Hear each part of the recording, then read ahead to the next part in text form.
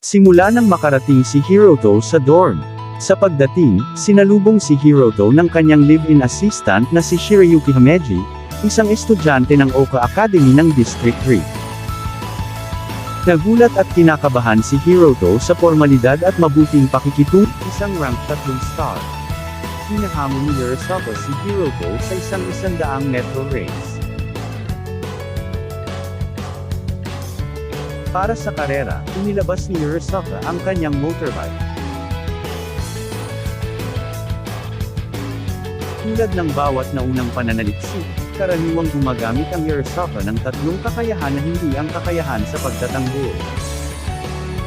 Kung mapupunta ang lahat ayon sa plano, hindi mahaharangan ng mga panghihimasok ni Hiroto. Gayunpaman, tulad ng ipinahayag ngayon niya. Gayunpaman, sa pagpunta sa finish line,